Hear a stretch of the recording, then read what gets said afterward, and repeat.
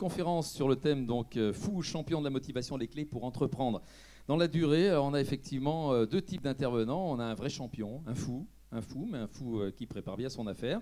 On a celui qui coach le fou, qui prépare bien l'affaire aussi. Et puis on a trois chefs d'entreprise qui seront nos témoins sur trois thématiques bien distinctes. La première concernera donc comment gérer la motivation dans la durée, comment faire en sorte que quand on a déjà gagné, on ait encore envie de gagner.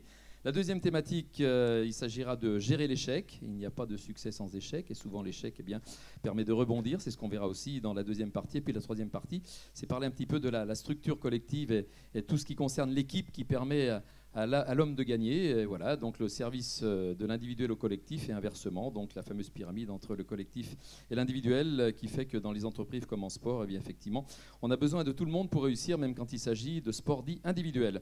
Voilà, on va donc accueillir nos deux intervenants génériques qui vont nous parler de ce parcours assez fou. Avec tout d'abord Xavier Thévenard, il va nous rejoindre dans quelques instants, on peut l'applaudir très fort. Il est trailer, triple vainqueur de l'Ultra Trail du Mont Blanc. Voilà, mon cher Xavier, viens à côté de moi. Xavier Thévenard, alors l'Ultra Trail du Mont Blanc est au monde de l'Ultra Trail ce qu'est le Tour de France au niveau du vélo, quoi, hein. C'est le top des tops, et il nous en reparlera un petit peu tout à l'heure. Voilà, c'est quelque chose d'hallucinant et le remporter 3 fois, écoutez, c'est unique au monde, je crois, hein, donc il nous le confirmera tout à l'heure. C'est un gars de chez nous en plus, donc ce qui ne gâche rien. C'est une graine de lin aussi, donc Origine 1, c'est une marque qui va être lancée très bientôt. Il est Origine 1 et il y tient évidemment ce département. Il a un coach qu'on va retrouver dans quelques instants, coach de la team ASICS, double vainqueur de la Patagonia Race, c'est Laurent Ardito qui nous rejoint également. Voilà, merci Laurent de venir sur ce siège aussi. Alors Laurent qui va nous expliquer un petit peu thématique par thématique, un petit peu justement l'aspect presque philosophique de la préparation d'un champion, hein. Ça ne se fait pas tout seul, et l'un et l'autre vont nous le confirmer dans quelques instants, tant dans la motivation que dans la gestion de l'échec, que dans la gestion globale d'un succès. Et puis on a 3 chefs d'entreprise qui vont s'y coller, hein. Donc chacun d'entre eux et d'entre elles sera référent et référente sur l'un des 3 thèmes, mais les 3 pourront intervenir pour nous apporter leur éclairage. On va commencer à tout seigneur, tout honneur par Anne-Sophie Panseri, présidente de Maviflex, présidente du réseau des femmes chefs d'entreprise, qu'on peut également accueillir sous les applaudissements. Merci beaucoup Anne-Sophie d'être avec nous.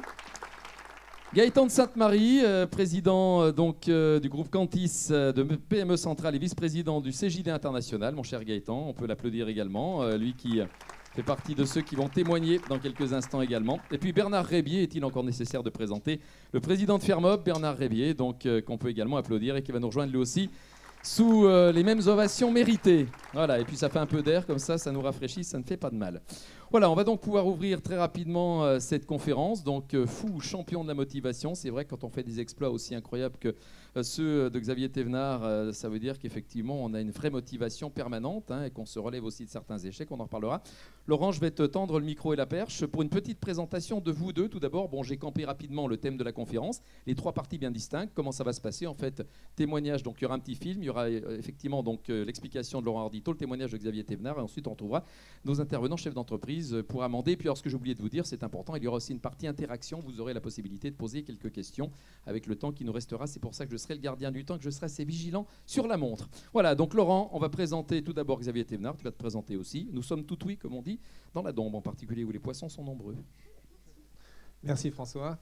Bonsoir à tous, ravi d'être parmi vous. Je pense que la presse va nous présenter d'elle-même.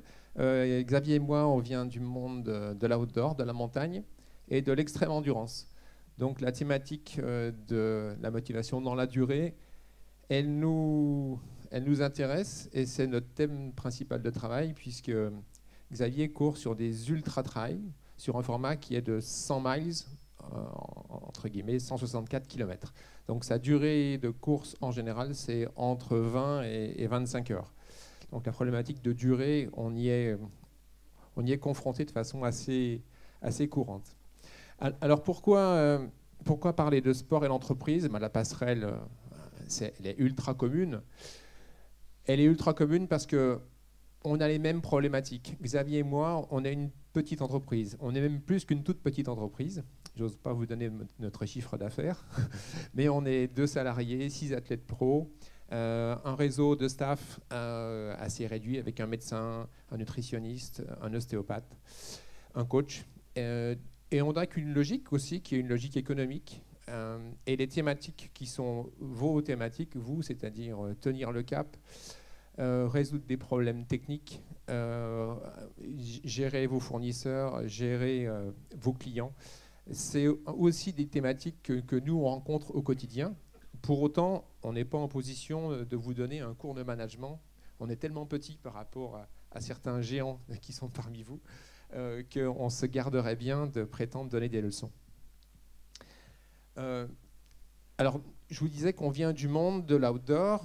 Voilà, notre monde, avant que je sois dans trail running, mon monde à moi et Cathy, mon épouse qui est là avec moi, mon monde, c'était le monde du raid aventure. Donc pendant une quinzaine d'années, on a parcouru le monde tous les ans, en général 2 à 5 continents.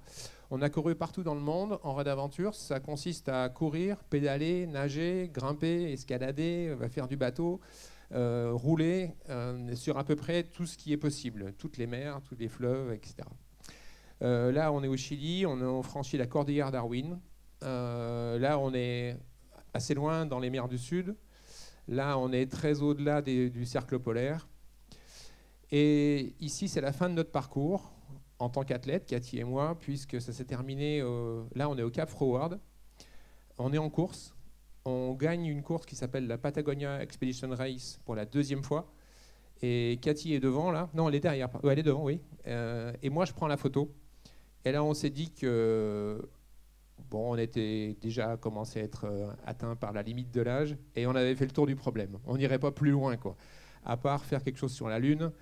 Donc gagner cette course une 2e fois au Cap Froward et être salué par une baleine, on s'est dit que c'est bon, on avait fait le tour du problème. Donc on est passé à autre chose. Et cette autre chose, c'est une magnifique aventure, c'est le trail running.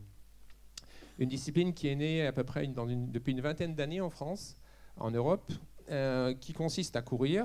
Aujourd'hui, il y a 5 millions de coureurs en France et 1 million de coureurs en nature. On les appelle des trailers. Et ce million de coureurs disputent dans l'année à peu près 2500 courses en France. C'est un mouvement jeune. Nous, on l'a investi avec un sponsor principal qui s'appelle ASICS, la marque japonaise. Et la commande, c'était prendre la parole dans ce monde-là. Et on a pris la parole avec des athlètes d'exception. Vous voyez Xavier ici, mais ils sont nombreux dans l'équipe. Au moment où je vous parle, il y a Benoît Girandel, le garçon qui est en bas au centre, qui prend le départ dans quelques minutes du Grand Raid de la Réunion, la Diagonale des Fous, qu'il a gagné l'an dernier, lui. Donc on a de nombreux athlètes qui ont gagné à peu près tous les Tours de France, tous les Paris-Roubaix, tous les Milan-San Remo du calendrier. Cette aventure, elle nous a conduits sur les 5 continents, là aussi, des États-Unis, à la Patagonie, où on était avec Xavier et Cathy au mois d'avril dernier, à la Réunion, où on est en ce moment, au Japon, autour du mont Fuji. Donc on a fait le tour du monde, et on fait le tour du monde tous les ans, plusieurs fois.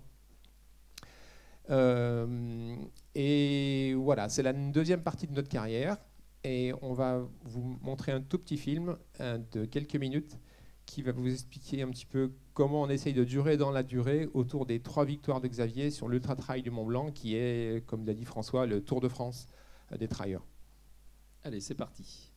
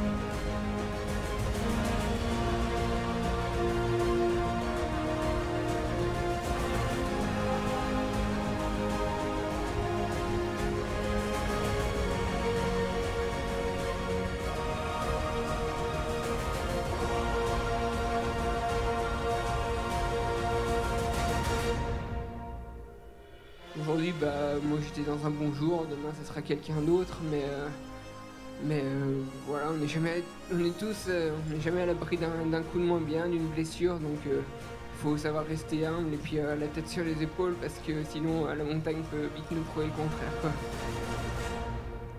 Voilà, la tête sur les épaules et dans les nuages en même temps, donc Xavier Thévenard, qu'on retrouvera un petit peu plus tard, effectivement, donc voilà, qui nous parlera de lui un petit peu aussi, parce qu'on est là pour parler de lui.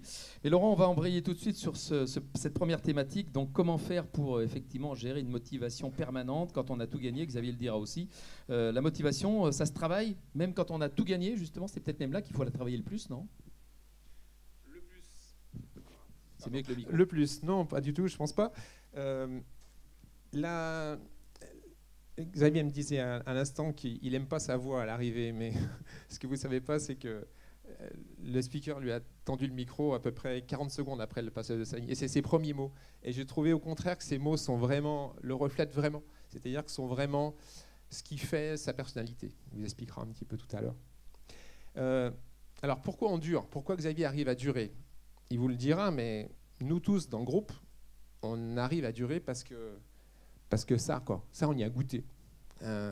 Et quand on a un athlète qui, dans toutes les caméras du monde, sont tournées vers lui, ça donne quand même de la motivation pour un petit bout de temps. C'est-à-dire que quand on travaille le matin, on sait pourquoi on va au boulot, quoi.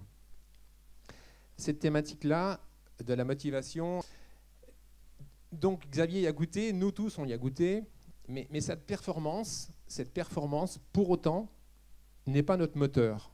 C'est-à-dire qu'on fait du sport pour gagner, on pensait que c'était la finalité des choses, on était tourné vers la performance, et puis quand on s'est mis à gagner avec des athlètes d'exception, on a changé un peu notre fusil d'épaule, et on s'est dit qu'on risquait d'être trop attendu, et que cette notion d'attachement à la performance, elle peut être au contraire castratrice.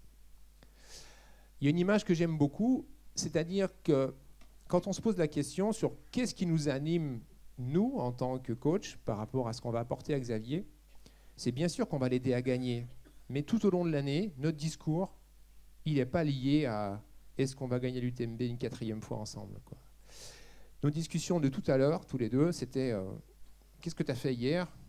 Qu'est-ce que tu vas faire demain ? Et où est-ce que tu es allé courir ? Et on parle au téléphone en général tous les jours. Et la première des choses qu'il me demande, c'est qu'est-ce que tu as fait aujourd'hui ? Et moi, qu'est-ce que tu as fait aujourd'hui ? En fait, on partage ce même amour de l'activité. Et j'aime les images que vous venez de voir. Quand on voit Xavier courir en montagne en équilibre sur les cailloux, c'est parce qu'il est à ce moment-là parfaitement serein et que ce quotidien va générer un équilibre de vie qui, lui, va être producteur de performance. Donc, on s'est mis à arrêter de parler de facteurs de la performance, comme classiquement on fait dans le monde du sport, en disant pour gagner, il faut du physique, du mental, de la nutrition, du coaching, du matériel. Vous savez, ce fameux camembert là qu'on découpe. Et tous les entraîneurs prennent la parole en disant que c'est moi qui maîtrise le mieux ce camembert-là, je maîtrise les facteurs de la performance. En fait, nous, on s'est détaché de ça et on s'est attaché aux facteurs de son équilibre personnel. C'est-à-dire, la question qu'on se pose, c'est comment faire pour que Xavier soit plus serein et plus heureux au quotidien. Et c'est cette sérénité-là, c'est cette santé-là qui va générer de la performance. Mais la performance ne devient plus un objectif, mais une conséquence d'une forme d'équilibre parfait. Donc ça, c'est la vraie nouveauté qui nous a, qu'on a conduit collectivement dans le staff et avec les athlètes, et qui nous détache beaucoup de l'enjeu de la performance. Dans un moment, là, on a un athlète qui est en course à La Réunion, à l'autre bout du monde. Il a gagné l'an dernier. L'enjeu n'est pas tellement est-ce qu'il va gagner une 2e fois, et que cette année, on sera la seule équipe à gagner 2 courses majeures de calendrier. L'enjeu est est-ce qu'il va passer une belle nuit, est-ce qu'il va être content de courir sous les étoiles, et si vraiment il court en sérénité, s'il est entouré de gens qui sont apaisants et qui ne sont pas tournés vers les performances, alors demain soir, il sera sur la plus haute marche du podium. Mais si ça se passe mal pour lui, s'il passe une mauvaise nuit, s'il n'est pas serein, ça risque d'être une contre-performance. Mais en tout cas, la performance sera la conséquence de la sérénité avec laquelle il va réaliser les heures qui arrivent. Un dernier élément qui pour nous, on pense est un facteur de réussite dans la durée pour nos athlètes, c'est l'encadrement. C'est-à-dire qu'on est autour d'eux pour diminuer au maximum la charge mentale. La charge mentale, c'est les contraintes techniques, pratiques, qui vont faire que ces pensées vont être polluées par des choses qui sont assez terre-à-terre, assez formelles. Donc nous, notre boulot, c'est garder son potentiel intellectuel opérant pour ce qui est nécessaire, c'est-à-dire les décisions que lui va prendre en course, sa créativité, sa réactivité, son inventivité, son intelligence de course, parce que derrière un grand athlète, il y a forcément quelqu'un qui a un gros cerveau, je vous l'assure, moi j'en fréquente depuis très longtemps. Il n'y a jamais d'idiot en sport de haut niveau, ça n'existe pas. Et donc pour être capable de prendre les bonnes décisions, parce que les bonnes décisions c'est lui qui les prend et lui seul, on essaye de l'accompagner au maximum. Voilà un petit peu notre stratégie pour essayer d'être présent dans la durée, c'est se détacher justement de cette pression du résultat. Merci Laurent, voilà, belle présentation, claire, concise et précise. Xavier, on va te tendre le micro. Donc, je sais que tu n'aimes pas ta voix après les arrivées de trail, mais là, bon, tu n'as pas couru pour venir. Non, tu es venu en voiture? Non, ouais, voilà, je suis venu en voiture. Alors, c'est vrai, la motivation après tant et tant de victoires, ça veut dire que finalement, au-delà, encore une fois, ce que disait Laurent, de la victoire en elle-même, ce qui compte, c'est d'aller au bout, de se faire plaisir. Il y a la notion de plaisir qui est là quand même. Ouais, ben, l'attachement à l'activité et puis la passion est très importante, surtout sur ce genre d'activité quand on part sur un format de 24 heures avec beaucoup de difficultés, parce que sur un parcours comme l'UTMB ou un ultra trail, il y a des conditions difficiles, il y a des descentes, des montées, des parcours techniques. Donc en fait, mon quotidien, quand je m'entraîne, c'est pour appréhender toutes ces difficultés-là. Et puis la source de motivation principale, c'est la montagne, quoi, content d'être dehors et puis de passer du temps dehors, et puis voilà, ça donne un sens à ma vie. Puis après, sur les courses, comme je suis habitué à ces conditions-là, c'est plus simple. On dit souvent que l'entraînement peut être plus dur que la course en elle-même, c'est vrai? C'est vrai que l'entraînement, là, quand on est dans la course, il y a encore plus de motivation parce qu'on a envie de bien faire, et il y a de la confrontation avec d'autres coureurs aussi, puis on a envie de faire la plus belle gestion possible. Après, quand on est à l'entraînement, la plupart du temps, par exemple, moi je m'entraîne 98% du temps tout seul, donc je fais entre 900 à 1000 heures d'entraînement dans une année. Donc voilà, ça fait beaucoup de temps passé tout seul dehors. Et puis, alors quand c'est l'été indien comme en ce moment, c'est facile, hein, on prend la paire de baskets, il fait bon, mais l'hiver en ski de fond par exemple, je m'entraîne beaucoup en ski de fond. Quand il fait moins 20, quand il neige, quand il pleut, faut quand même y aller. Et puis, ça fait partie du jeu. Et si on n'y va pas à ce moment-là, c'est sûr que derrière, si on a un objectif, c'est plus compliqué de le réaliser. Donc, quoi qu'il en soit, on se trouve toujours une bonne raison d'y aller. Et puis, c'est important parce que derrière, il y a des objectifs en amont. Et finalement, le principal concurrent de Xavier Thévenard sur la course, c'est lui-même, non? Plus que les autres concurrents, non? Ouais, surtout sur ce genre d'épreuve, sur l'ultra-endurance, il ne faut pas s'oublier. Si on a trop tendance à se confronter aux uns aux autres, si on n'est pas dans son rythme, dans ses allures, on peut vite aller au carton en étant des faux rythmes. Et il faut vraiment arriver à se recentrer sur soi, se mettre dans sa bulle, et puis faire le vide pour garder son allure, pour ne pas se cramer, quoi, parce que le chemin est long, quoi. Ouais, et il est caillouteux en plus. Hein, voilà. Et il est effectivement avec pas mal d'accidents, on va dire, de géographie et de relief. Présente-toi rapidement, au fait, alors l'âge, la provenance géographique. Tu es un gars de l'Ain, toi, hein, je suis natif de l'Ain, plus précisément des Plans d'Automne, du plateau de Retors. Donc pour ceux qui connaissent, c'est pas très loin. Et puis, bonne capacité pulmonaire, hein, les raies pures là-bas. En plus, ouais, les raies pures. C'est vrai qu'il n'y a pas grand monde, mais c'est vrai que cet environnement notre éducation et puis notre environnement au Plan d'Automne était quand même pas mal pour faire la pratique aujourd'hui de l'ultra trail, parce que on était dans des bonnes dispositions, on était toujours dehors, et puis au Plan d'Automne, le premier copain il était à 10 km. Pour aller le voir, il faut courir déjà. Ouais, il faut déjà aller. Pour revenir, il faut courir aussi. C'est ça. Et puis avec mes frangins et puis ma frangine, on passait notre temps voilà, dehors à faire des cabanes ou puis si on n'est pas amoureux un peu de sport et de nature, on fait pas grand-chose.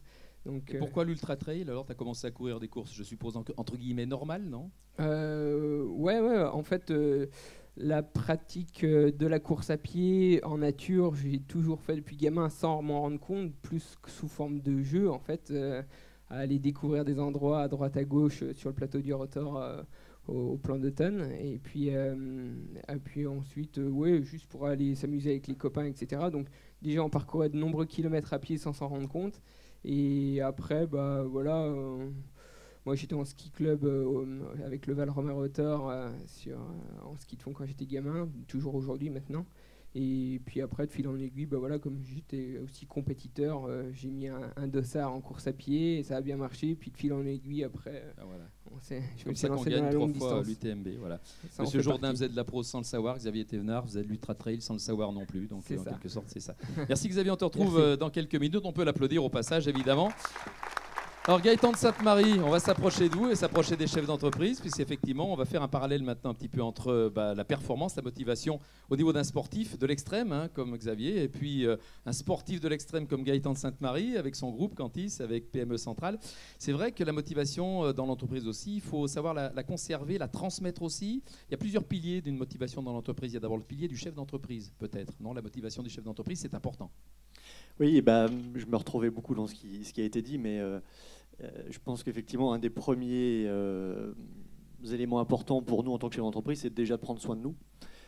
Et en fait, c'est vraiment pas facile parce que on est toujours tiré vers nos collaborateurs, nos clients, pour faire mieux, vers la performance, etc., etc.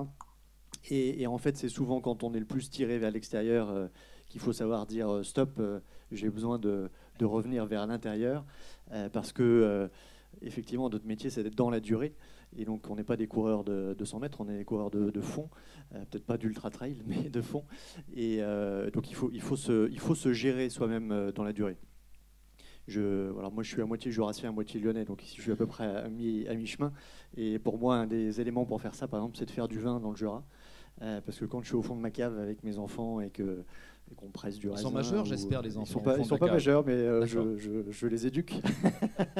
Monsieur le préfet, vous n'avez rien entendu. La percée du vin jaune, exactement. Mais quand on fait ça, ça permet surtout dans notre vie extrêmement active, je ne parle pas que en tant que chef d'entreprise, mais on est tous aujourd'hui happés par nos téléphones en permanence, etc. Le fait de faire du vin, quand le jus il sort du tonneau, il ne peut pas aller plus vite que la musique et il faut attendre. Et ça fait du bien de retrouver ce temps long. Ouais. Et donc ça, c'est un moyen de se cultiver soi-même, je dirais. D'accord. La motivation, elle passe aussi par la motivation des troupes. Il faut savoir motiver son équipe, ses équipes. Oui, bien entendu. Alors, ça fait partie de notre job, ça, très clairement. Et j'aimais beaucoup ce que disait monsieur juste avant. Je pense que la priorité, c'est pas tant d'aller chercher la performance, c'est pour moi d'aller chercher le plaisir collectif. Et la performance, si plaisir collectif il y a, en général sera une des récompenses, on va dire.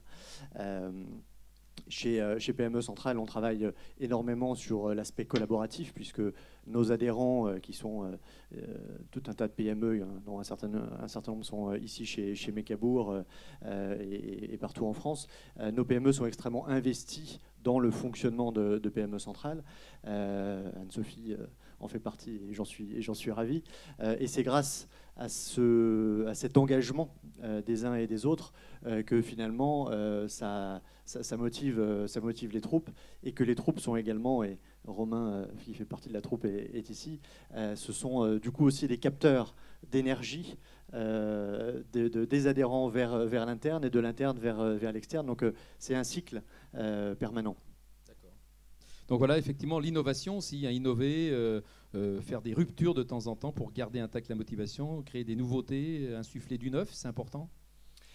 Oui, alors là-dessus, il faut être, je dirais, toujours je pense que le métier de chef d'entreprise, c'est toujours à l'inverse de l'énergie de l'entreprise. C'est-à-dire que si tout va bien dans la boîte et que ça a tendance à s'endormir un petit peu, il faut mettre un peu de bazar à l'intérieur. Et puis par contre, si c'est le bazar à l'intérieur, il faut avoir tendance à calmer les choses.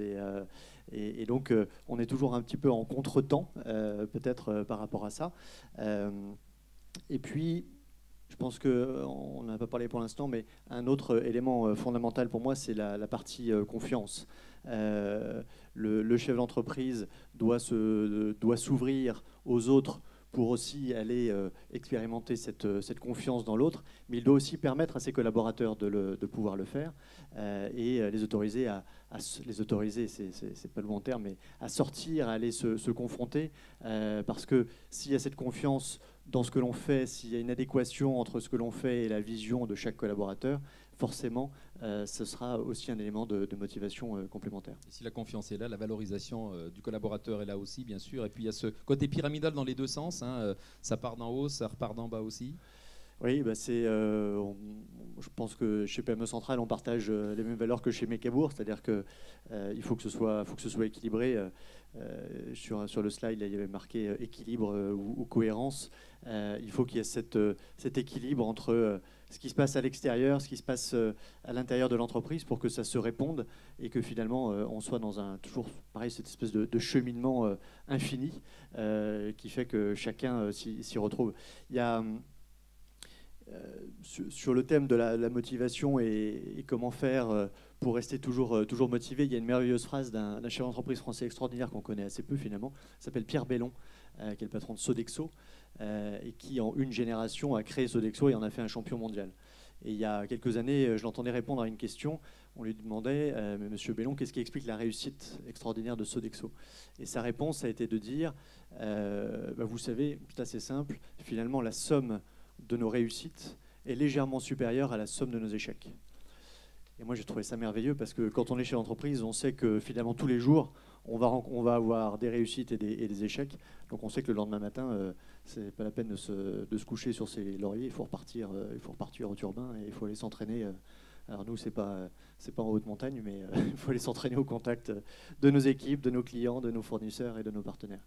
Échec, on en parlera dans quelques minutes justement. Là, vous avez quelque chose à rajouter, Anne-Sophie et Bernard, éventuellement sur la motivation, une petite phrase vite fait bien fait, où tout a été dit d'essentiel, avant qu'on te passe la parole à la salle, parce qu'on avait dit qu'on serait interactif. Il y a donc des micros qui peuvent se balader. Donc je ne sais pas où ils sont, d'ailleurs, ces micros qui vont se balader. Je ne sais pas quelles sont les personnes qui vont vous les transmettre, mais je vais peut-être le faire moi-même, comme ça me fera mon entraînement d'ultra trail. J'en fais beaucoup moins de kilomètres que toi chaque année. Voilà. Donc s'il y a une main qui se lève, écoutez, je me rendrai bien volontiers auprès de la personne qui lève la main. Et puis une petite question éventuelle. Ah bah tiens, au premier rang, ça va plus vite. Jean Bourgeois, photographe industriel. Est-ce que vous pourriez donner des cours aux politiciens à Paris et faire du ménage, et leur parler franchement, et leur dire ce que c'est qu'une entreprise, une PME? Parce que c'est nous qui les graissons et on fatigue. Voilà. Merci de cette réflexion qui n'est pas c'est une question, mais bon, je suis pas sûr que Gaëtan, vous êtes attendu à l'Élysée ou à Matignon, non? Je peux répondre peut-être en tant que membre du CJD, puis je suis partie du Centre des jeunes dirigeants, et je crois qu'il y en a aussi quelques-uns dans la salle. Au CJD, c'est une organisation qui existe depuis 80 ans, dont la baseline, j'aime pas ce terme, mais l'idée fondamentale, c'est de dire qu'il faut mettre l'économie au service de l'homme, depuis 80 ans. Donc il y a 80 ans, c'était révolutionnaire de dire ça. Aujourd'hui, dans les discours, ça l'est moins. Dans les faits, on peut encore en parler. Et donc, notre job en tant que CJD, c'est ça, c'est d'aller porter la parole en étant totalement apolitique, puisqu'on n'est ni droite ni gauche, on s'en fiche. C'est d'aller porter la parole de ce qui se passe bien dans nos entreprises. Et j'aimais bien ce que vous disiez, monsieur le préfet, en disant que, effectivement, en général, quand on écoute des chefs d'entreprise, en général, c'est des passionnés, donc ça donne de l'énergie. Donc, porter ce qui se passe bien dans nos entreprises auprès du gouvernement en place, pour faire en sorte que ça puisse inspirer les lois, etc., etc. Bon, est-ce qu'on a réussi en 80 ans ou pas? Puisqu'on est sur le thème de la réussite et de l'échec, on peut en parler. Moi, j'ai l'impression que ça évolue quand même dans le bon sens, dans la façon dont aujourd'hui l'entrepreneur est beaucoup plus écouté. Je suis au CJD depuis 14 ans. Quand on disait entrepreneur il y a 14 ans, j'ai créé ma boîte il y a 17 ans. Quand on disait entrepreneur il y a 17 ans, on pensait en France à l'entrepreneur de BTP et c'était pas forcément une image valorisante. C'est très amusant avec le mot entrepreneur, c'est qu'il est passé par la Silicon Valley, il est revenu en France et aujourd'hui quand on dit entrepreneur, c'est hyper cool. Et donc malgré tout, au-delà d'anecdotes, moi je sens quand même que chez les élus, l'entrepreneur, l'entreprise aujourd'hui est beaucoup plus écouté. On sait que c'est un acteur économique important et que on a besoin de ça pour que ça marche. Donc j'espère que petit à petit, les choses vont s'améliorer. Mais comme je suis un éternel optimiste, je continue à y croire, bien sûr. Anne-Sophie Panseri. Nous, pendant la campagne présidentielle, sur le réseau des femmes chefs d'entreprise, on avait proposé que les députés passent obligatoirement un mois dans une TPE ou une PME pour qu'ils comprennent notre quotidien. Voilà, donc ça, on était effectivement sur une question qui n'était pas vraiment sur la motivation, hein, Jean Bourgeois, mais bon, on lui en veut pas, c'est comme ça, il fallait bien en poser une. Allez, je vais essayer de me diriger vers vous. Attendez, oui, je vais essayer d'éviter d'écraser les pieds aussi, si possible. Je vous passe mon micro. Oui, moi, je n'ai pas entendu le mot reconnaissance. Et la reconnaissance pour vous, elle se fait à travers les médias, évidemment. Quel est le facteur quelle est l'influence de ce facteur dans votre motivation? Si je me replace dans l'entreprise, le mot reconnaissance, on entend très souvent, moi, comme chef d'entreprise, on ne reconnaît pas ce que j'ai fait, l'équipe n'est pas reconnue dans ses compétences, etc. Donc, ça, c'est un facteur de motivation ou de démotivation. Donc, dans le sport que vous faites, la reconnaissance, elle est mondiale, si j'ai bien compris. Je ne suis pas un spécialiste de votre sport. Et quelle est l'influence de cette reconnaissance par rapport à ce que l'on dit de manière générale? C'est sûr que la reconnaissance, elle est importante, ça décuple la motivation. Après, demain, si forcément, moi, je vais pas continuer toute ma vie à faire des performances, donc ça devra s'arrêter, mais pourtant, je vais quand même continuer à aller courir parce que c'est ce que j'aime, c'est ma vie. C'est le sport, c'est un équilibre, donc j'ai plein d'autres sources de motivation en dehors de la reconnaissance et vraiment, l'attachement à la montagne, c'est la base, quoi. Et si je suis bien dans cet environnement, je vais être en bonne santé mentale et physique. Et c'est ce qui prime avant tout. Après, la reconnaissance, c'est juste quelque chose en plus qui apporte un peu plus de motivation à entrer, être dans les détails sur tout l'aspect nutrition, l'aspect récupération pour être encore le meilleur. Mais c'est pas le primordial. En tout cas, voilà l'amour de la montagne qui porte effectivement Xavier Thévenard. Tu as quel âge, Xavier, au fait? Parce qu'on ne t'a pas demandé ton âge, mais tu fais très jeune, en fait. Oui, j'ai 30 ans. D'accord. Comme quoi, l'ultra-trail, ça maintient une forme de côté juvénile et voilà, une espèce d'adolescence permanente, c'est bien, dis donc. Hein, voilà. Mais il élimine les toxines, forcément. Oui, je vois certains chefs d'entreprise qui, comme moi, se disent on va s'y mettre demain. Voilà, en tout cas. Mais c'est vrai, félicitations. Y a-t-il une autre petite question vite fait, bien fait, pendant qu'on est sur la motivation? Et après, éventuellement, on pourra passer au... Voilà, d'accord. Ce serait bien qu'on puisse quand même conduire un micro, c'est vrai, parce que ça m'embête de me débarrasser du mien. Si vous avez un autre micro en attendant, vous me le rendez bien. Bonsoir Xavier. J'ai une question sur la course, la hard rock. Donc, ça cause peut-être pas tout le monde, mais est-ce que tu l'as vécu comme un échec? Ah, pour l'échec? Ouais, et si oui, est-ce que ça t'a donné de la motivation pour l'UTMB? Ouais, bien entendu, hein, peut-être inconsciemment, mais j'avais pas envie d'arrêter comme ça. Et cette disqualification, elle apportait beaucoup sur l'UTMB. J'avais les crocs, et puis et peut-être que oui, ça a influencé ensuite la perf sur l'UTMB, mais c'est inconscient, quoi. De toute façon, quoi qu'il en soit, sur chaque départ, je veux faire du mieux possible. Et puis là, ouais, peut-être que ça amplifie un peu la chose. Merci pour cette question parce que c'est la transition parfaite pour parler de la deuxième thématique qui est donc gérer l'échec, gestion de l'échec, comment gère-t-on un échec?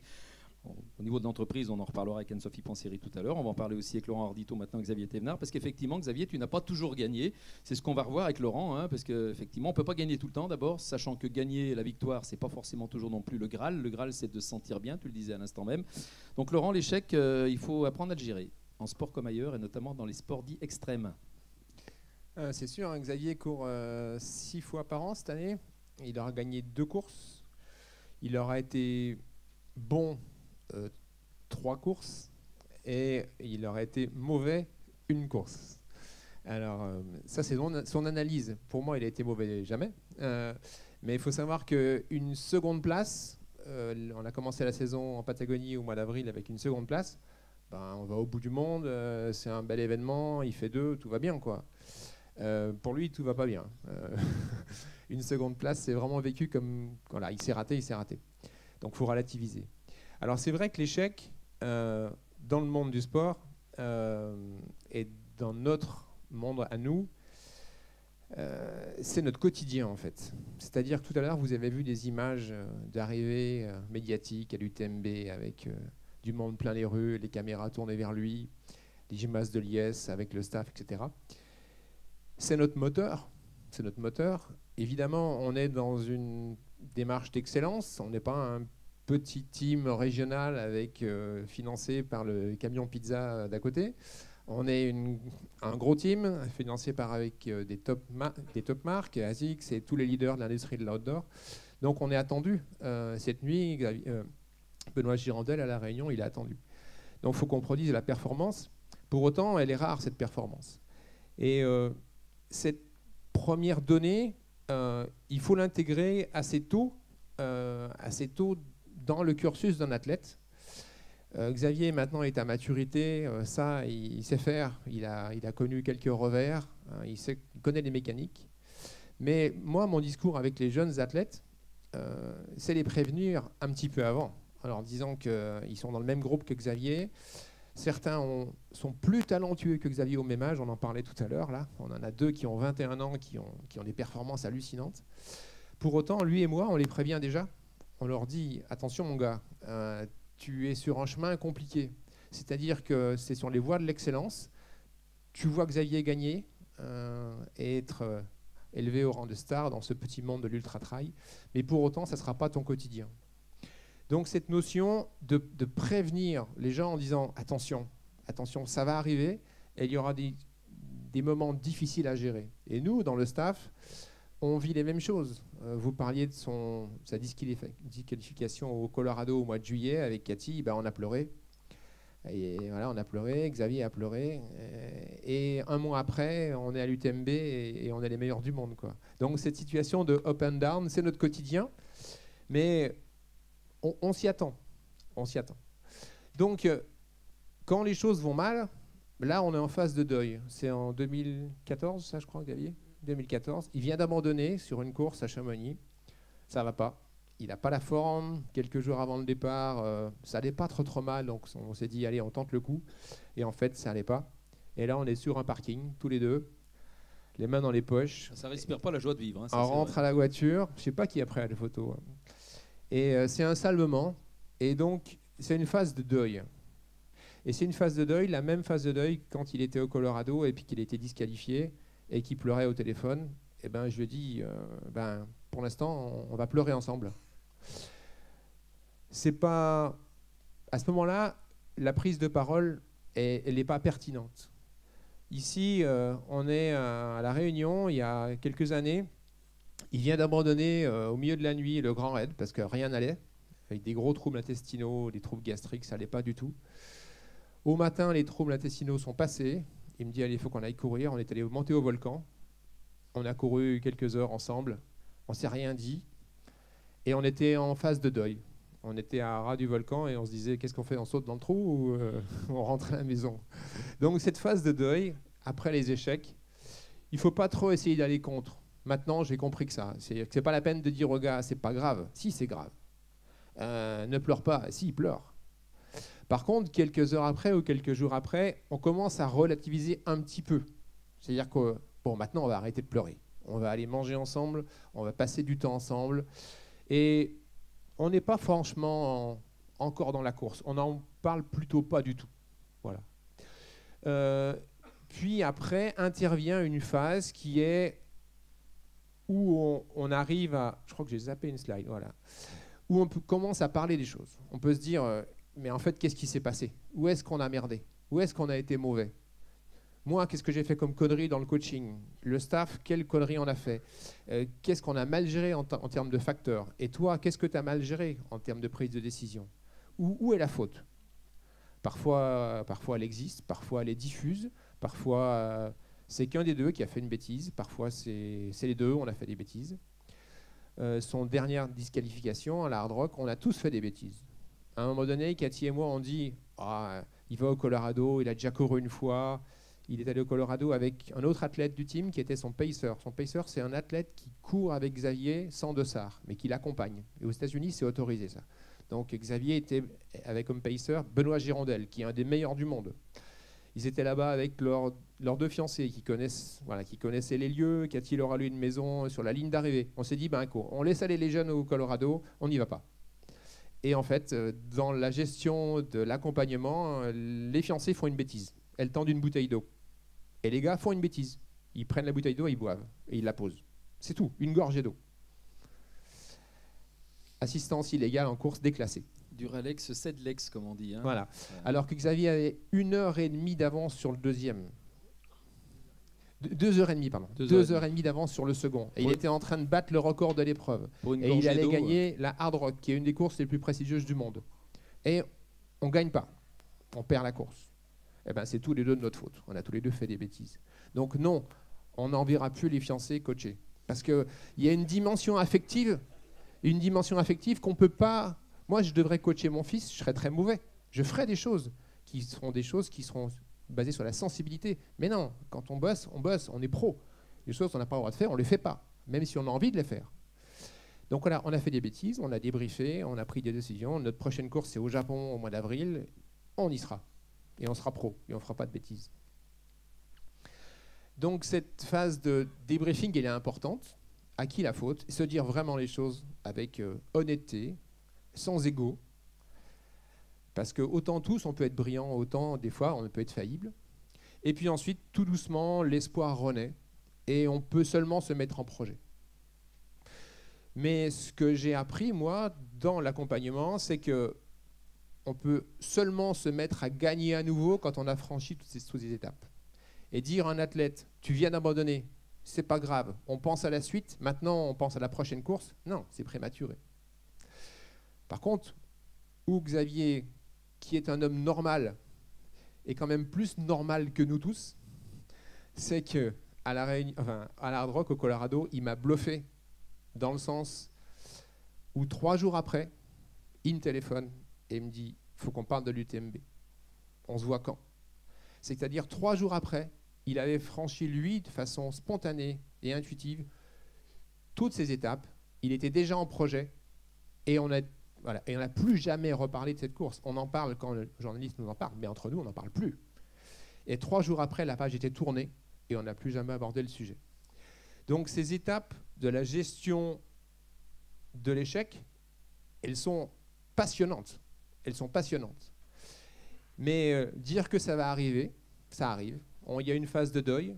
Ensuite, on relativise. Ensuite, on essaye de comprendre pourquoi, de remédier. Puis seulement après, on se remet en projet. Et seulement après, on gagne à nouveau. Et être pro dans son métier, c'est parfois se détacher de comportements humains et intuitifs. C'est-à-dire que la bienveillance, parfois, est de mauvais conseils. C'est-à-dire dire à Xavier, c'est pas grave, mon gars, il y a autre chose de plus important dans la vie. Au moment où il est au fond du trou, ça veut dire qu'il va me dire, mais tu comprends pas ma douleur? Tu penses que c'est pas important? Tu me dis que demain on va faire ça, mais je viens d'être disqualifié. Pour moi, c'est la catastrophe.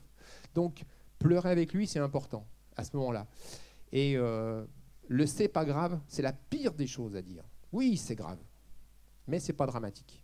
Mais par contre, le c'est pas dramatique, il vient pas tout de suite. Oui, c'est grave.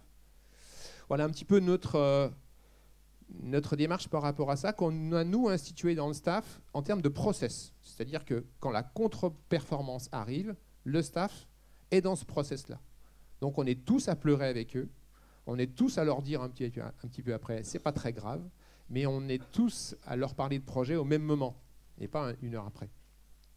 Voilà, donc Xavier, le Colorado, effectivement, c'est un échec qui fait mal. On a 2h30 d'avance pour une gorgée d'eau éliminée. Alors, je le disais, la loi est dure, mais c'est la loi. Il faut s'y conformer. N'empêche que, comme on dit trivialement, il y a les boules sur le moment précis, non, quand même? Ouais, moi, quand j'ai appris il faut savoir que sur cette course, donc on est arrivé au 145e kilomètre, il restait 15 bornes, et c'est au 145e kilomètre qu'on nous annonce que... Parce qu'en plus, ils sont sadiques en plus, d'accord. Bah, on a fait l'erreur au 80e kilomètre, après on est bien dans la nature, donc ils ont pas forcément eu l'info tout de suite, ou je sais pas comment ça s'est passé exactement. Mais ils nous ont arrêtés au 145e kilomètre. À 15 bornes de l'arrivée. À 15 bornes de l'arrivée. Donc, il nous et là, on te dit, il n'y a aucune réclamation possible.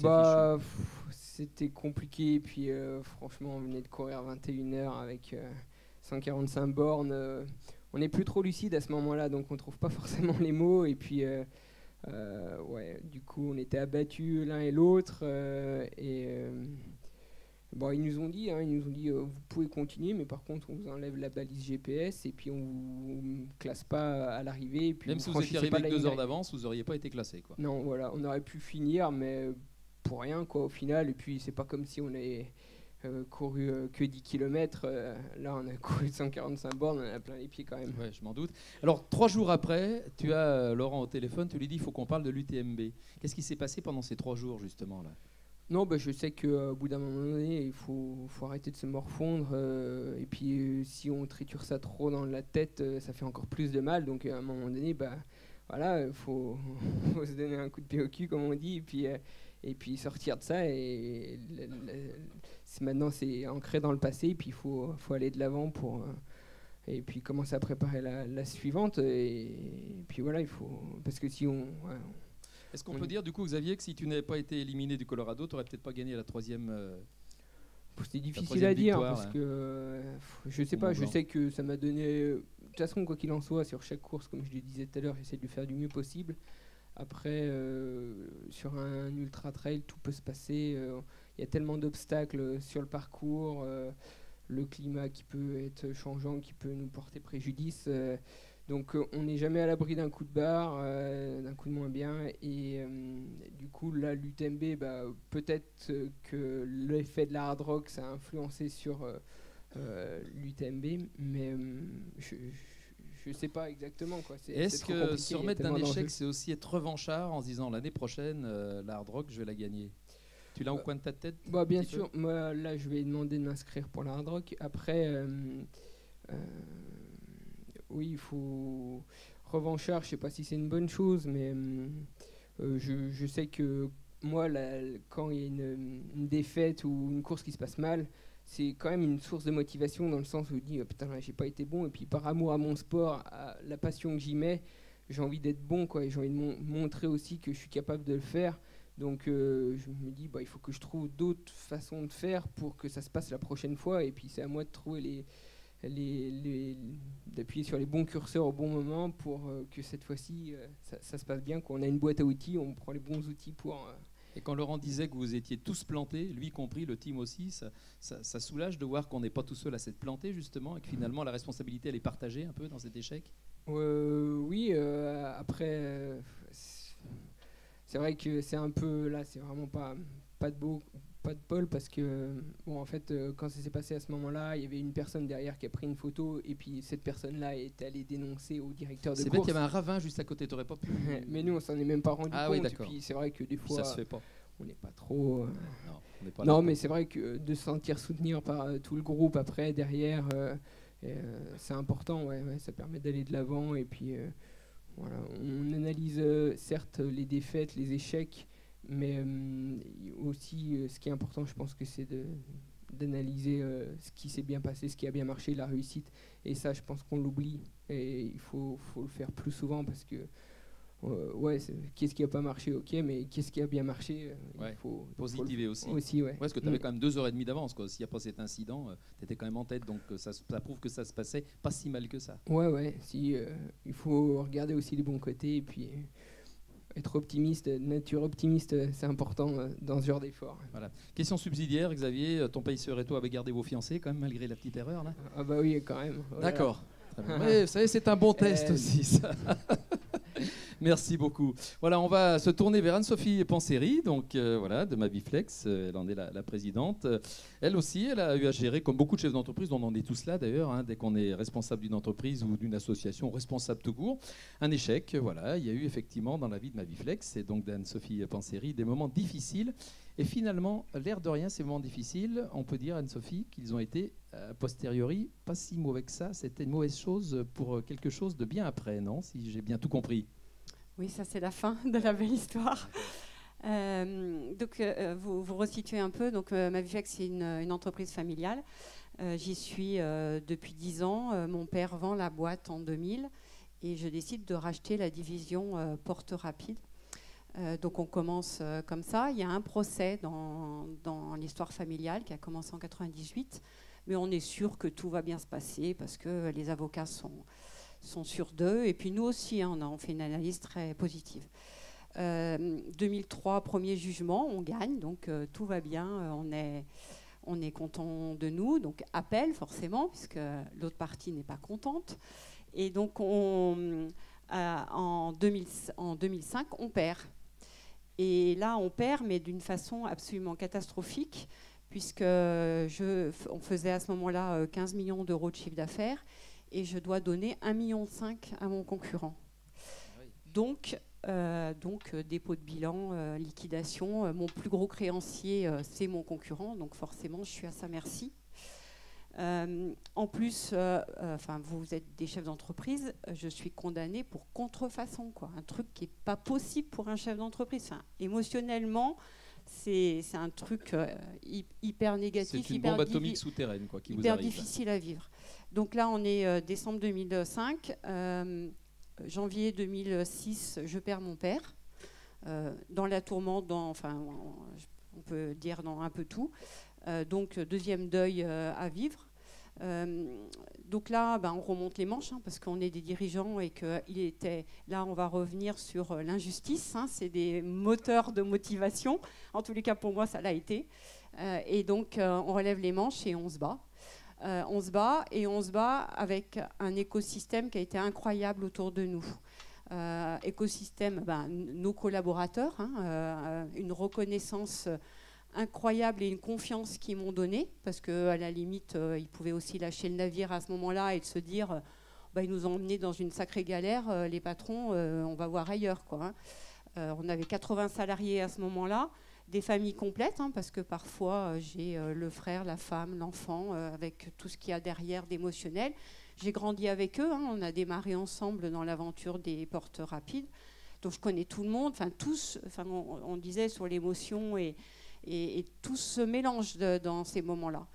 Mais donc une immense reconnaissance de moi vis-à-vis de cette équipe-là, et aussi des fournisseurs, parce qu'ils ne nous ont pas lâchés, hein, parce que dans la même période, donc, je demande de me placer en procédure de sauvegarde. Première procédure de sauvegarde de Lyon, parce que par magie, on dit toujours qu'il y a des bonnes fées au moment. La procédure de sauvegarde arrive au 1er janvier 2006, et donc j'obtiens d'être placée en procédure de sauvegarde.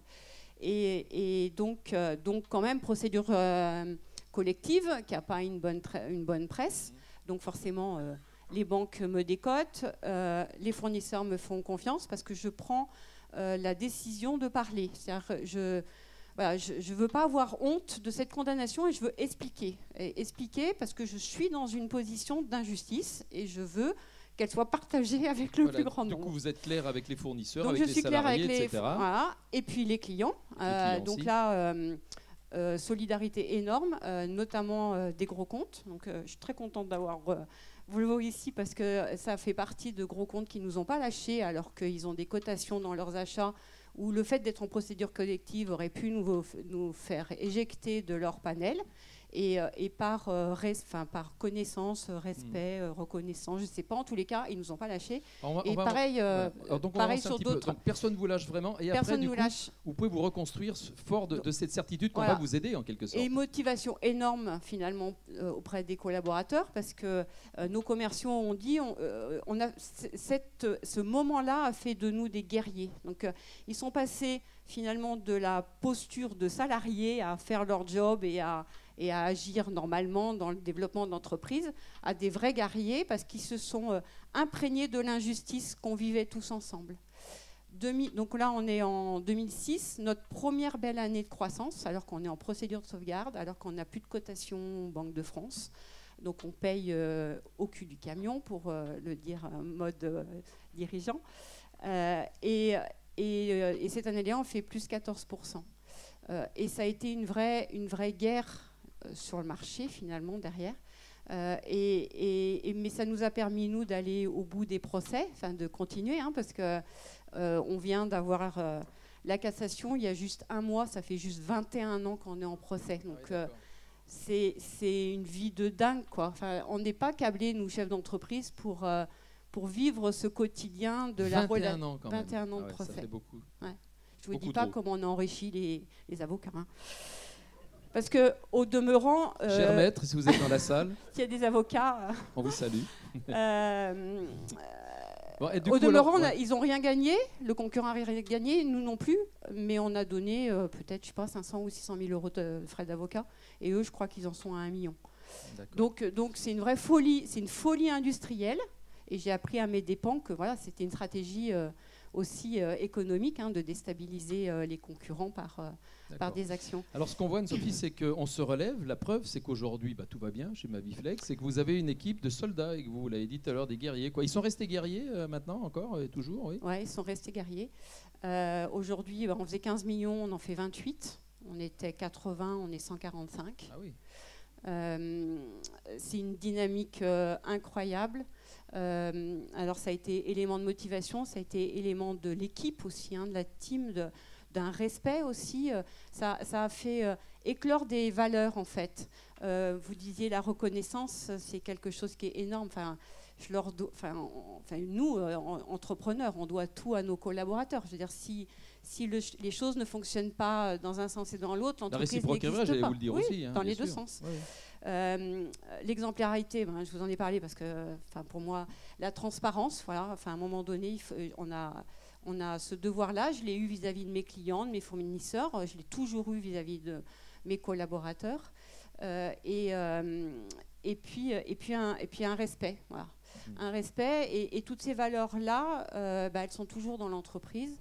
Et c'était le socle qu'on a construit au travers de ce moment extrêmement douloureux.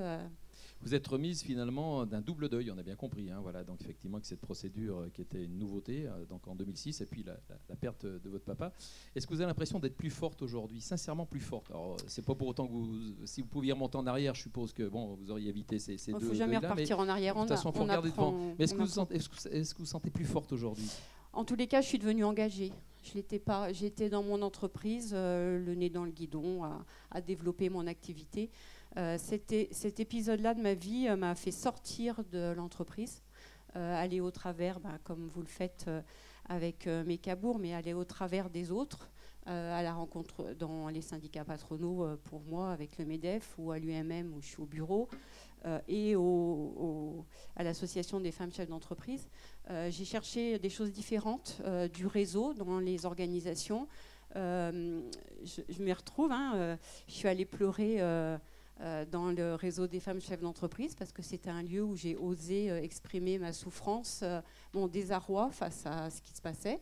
Donc je pense qu'on va là où on est en bienveillance sur les moments. Et en tous les cas, ça m'a engagée. Ça m'a engagée sur la réforme de la procédure de sauvegarde puisque j'ai travaillé. Moi, j'ai osé. J'ai écrit au ministère pour dire qu'il fallait supprimer l'inscription sur le CABIS, qu'on était in bonis. Donc il n'y avait pas de raison qu'on soit comme dans une procédure, un redressement judiciaire. Et on l'a obtenu. Et en plus, on l'a obtenu et j'ai réécrit derrière parce qu'ils n'étaient pas rétroactifs. Donc moi qui m'étais battue pendant 2 ans, j'y avais pas le droit. Donc c'est pas possible. Donc j'ai réécrit et c'était Madame Alliot-Marie à l'époque et elle a mis la rétroactivité sur les procédures en cours. Et ça m'a donné cette envie de me défendre, de défendre des causes. Donc l'entrepreneur en général parce que c'est le plus beau métier du monde et donc oui, ça m'a changé, c'est sûr. Merci Anne-Sophie Panseri, qu'on peut applaudir pour ce témoignage très fort. Alors, on va réouvrir, je vais reprendre un micro. Écoutez, voilà. Et puis on va... Si quelqu'un... merci Claudie, voilà.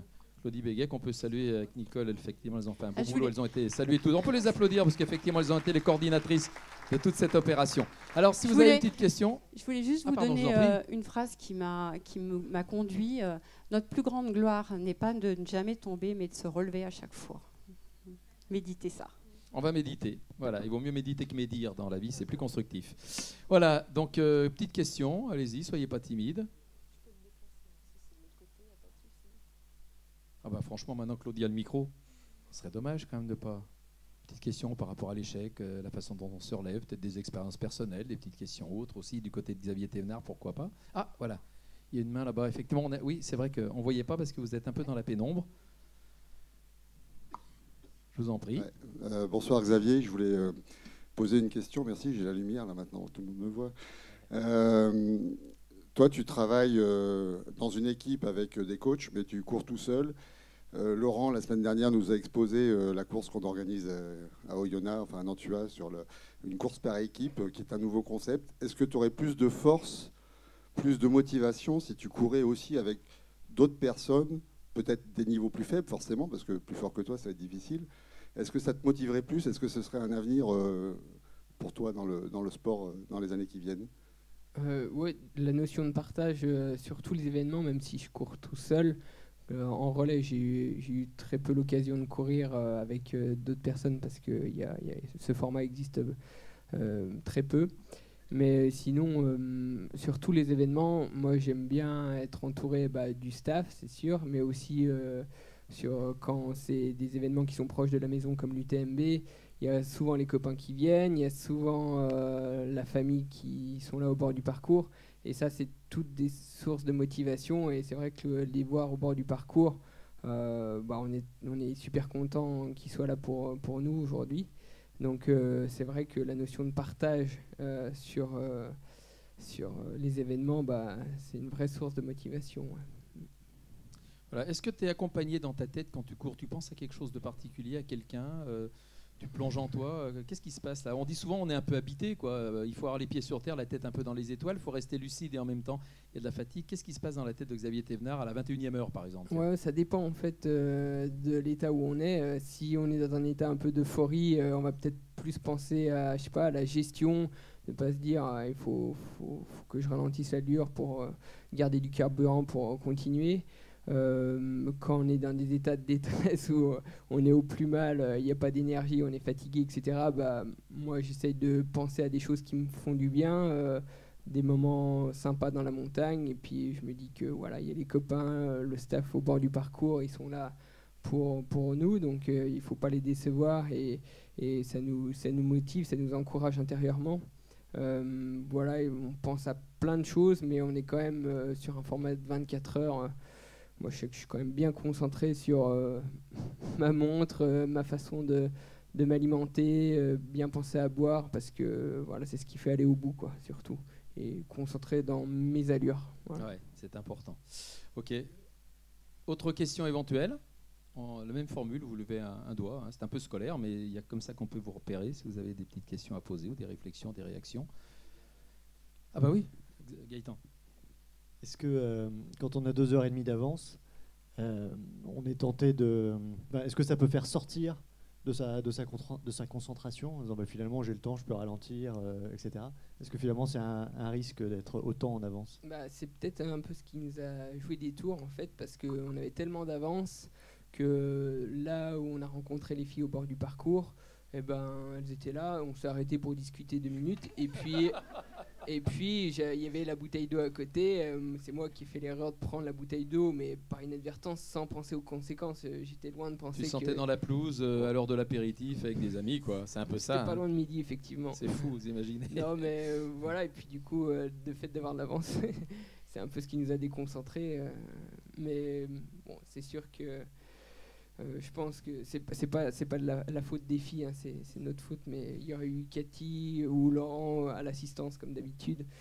Eux, ils auraient pensé déjà à ça et on n'aurait pas fait l'erreur, mais bon, c'est pour ça que Laurent disait que Cathy, lui, avait fait l'erreur aussi de ne pas être là finalement. Hein, voilà, donc erreur encore une fois partagée, et donc échec aussi partagé pour mieux rebondir, on l'a bien compris. Super. Voilà, autre question éventuelle? N'hésitez pas. Ah voilà, on va vous conduire le micro. Allez, on va le faire passer. On va jouer le collectif aussi. Ça tombe bien, parce que du collectif, on va en parler justement dans la 3e partie, juste après. Bonsoir. Bonsoir. J'ai posé une question à Madame Pansori. Merci pour ce témoignage qui était assez prenant. Et j'ai une question, c'est qu'on sent quand même qu'il s'est passé un événement qui a duré aussi longtemps dans l'histoire de votre entreprise, mais qui a été fédérateur. Comment vous arrivez à maintenir ça dans le temps? Notamment, vous avez parlé effectivement que vos commerciaux vous ont dit ça fait de nous des guerriers. Qu'est-ce qui fait qu'aujourd'hui peut-être un nouveau commercial qui rentre dans l'entreprise, vous arrivez à lui transmettre cet esprit de guerrier? Bonne question. Eh ben, allez. Alors on va aborder la motivation de l'équipe. Hein. C'est le processus d'accueil qui fait qu'il est avec les autres commerciaux longtemps avant de commencer à travailler en autonomie. Et donc les valeurs sont aussi transmises par les équipes directement. Les commerciaux en général, c'est le lien de confiance qui s'instaure. Hein. On a 0 turnover, nous, dans l'entreprise, alors qu'on sait que les commerciaux sont chassés. Et voire même, on a des commerciaux, enfin je dis 0, on a eu 2 commerciaux qui sont partis, mais qui sont revenus en disant qu'on vivait bien chez Maviflex et qu'il y avait une ambiance qu'ils ne retrouvaient pas ailleurs. Et donc la motivation de l'argent, quand on en parle aussi sur ces enjeux-là, ils allaient gagner beaucoup plus, au-delà de 10% de plus que leur ancien salaire, mais pourtant ils sont quand même revenus pour cette ambiance globale. Et après, on la nourrit, cette ambiance. Hein. Nous, on fait des réunions trimestrielles avec tous les salariés dans l'entreprise, avec des cocktails sans alcool, pour parler ensemble, se réunir, et les ouvriers avec les commerciaux, avec les cadres, avec tout le monde. On fait aussi tout un gros travail sur équilibre vie privée, vie pro. Enfin, il y a beaucoup de sujets qui sont portés dans l'entreprise pour amener aussi les valeurs d'une entreprise familiale aussi, mais ça, vous savez ce que c'est. Mais voilà, c'est plein de petites choses ajoutées qui font que les choses se poursuivent et qui amènent de la valeur ajoutée année après année. Merci beaucoup. C'est encore une passerelle avec la troisième partie, décidément. Vous êtes très doués, tant dans la salle que sur la scène, hein, parce que pas besoin de faire de transition. Elles sont parfaites. Merci en tout cas. Merci Anne-Sophie Panseri. On va effectivement évoquer le collectif maintenant, la structure sociale d'une équipe qui gagne. Laurent, on va y revenir avec Xavier Thévenard et le Team ASICS dans quelques instants, avec un petit film notamment aussi, je crois, hein, qui va être diffusé. Et puis on va développer cette notion donc, de collectif au service de l'individualité et inversement, bien sûr. Comment fait-on qu'une structure sociale peut faire gagner une équipe? Eh bien, on va regarder le film tout de suite.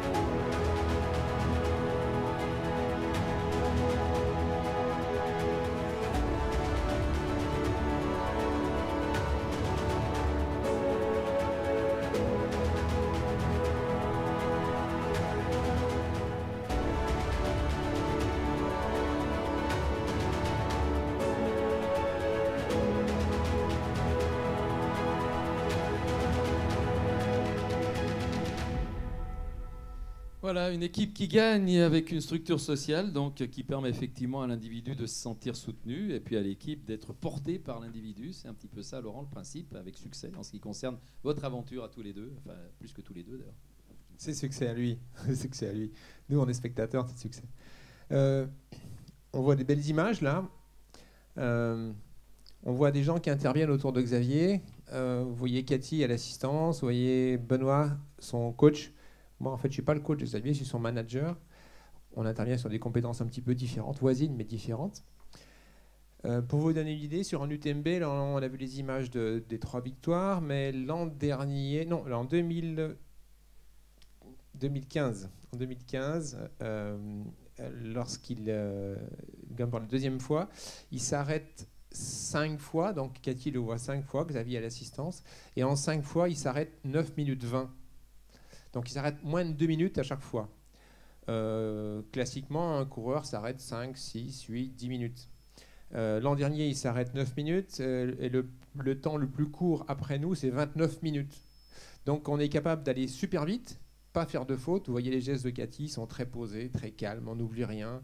Ils ne se parlent pas du tout quand ils sont à l'assistance, parce que ce qu'il y a à se dire, c'est dit juste avant et juste après par Benoît, que vous avez vu parler, et moi. Donc les 3 missions de coaching, elles sont séparées, c'est-à-dire qu'on intervient sur des pôles totalement différents. Cathy ne s'occupe pas de la course, Benoît ne s'occupe pas de la course, il s'occupe que de l'équilibre santé nutritionnel en termes d'allure, est-ce qu'il faut qu'il se couvre, qu'il se découvre, est-ce qu'il a bu, est-ce qu'il a mangé, comment il va, comment il se sent. Moi, je parle que des écarts, devant, derrière, de stratégie, et lui donner des éléments pour que lui, après, choisisse. Donc ces éléments-là, ils sont sur des compartiments techniques différents, ce qui fait qu'il y a cohérence collective parce qu'on n'est pas dans la contre-information ou la désinformation, il n'y a pas de conflit. Donc avant chaque assistance, on se briefe tous les 3, qu'est-ce qu'on lui dit, qu'est-ce qu'on fait, pour diminuer la charge mentale et lui donner les clés pour qu'ensuite, lui, il ouvre la porte et il aille au bout de l'aventure. Alors quand moi je vois fonctionner cette structure-là, j'en suis aussi, enfin je suis membre, mais je suis aussi spectateur de la structure. Et je me dis, comment ça peut durer cette affaire-là, comment ça peut durer, puisque nous, on est une structure qui a une structure économique. On est un pro-team, Xavier est pro, nous aussi on est pro, on a une logique économique. Derrière, il y a un projet sportif. Et puis, derrière ce projet sportif, l'attente des marques, c'est un projet marketing. Donc, bien remettre les choses dans le bon ordre, c'est-à-dire qu'on n'est pas une structure avec des athlètes qui sont des mannequins et des Instagrammeurs et qui communiquent sur le net. Voilà, Xavier, c'est pas la star des réseaux sociaux, c'est la star des victoires, c'est la plus grande course du monde, donc on n'oublie pas ça. Avant, bien sûr, il faut qu'on règle les problèmes économiques. Moi, je suis en train de construire le budget 2019, il n'est pas bouclé encore, et j'y travaille dur. Donc c'est la première raison de notre existence. Et puis ensuite, ce projet sportif, c'est notre fondement. Mais ne pas décaler sur les trois contraintes, bien les mettre dans le bon ordre. Donc moi, en tant que manager, quand je me dis que je dois faire vivre ce groupe et de le faire vivre dans la sérénité et qu'il continue à produire des victoires et des athlètes heureux, je m'interroge sur mon management. C'est-à-dire, moi, c'est quoi mes convictions en termes d'humanisme, mes convictions en termes de déontologie par rapport à ce qu'on peut apporter à un athlète. Quel va être mon mode de gouvernance? Est-ce que les gens vont être en concurrence? Est-ce qu'ils vont être complémentaires? Est-ce qu'ils vont être solidaires? Etc. Donc moi, j'ai à résoudre ce problème-là en définissant avant de qu'est-ce que je dois faire. La première des questions à me poser, c'est quelle va être ma philosophie de gestion de mon entreprise, qui est une entreprise.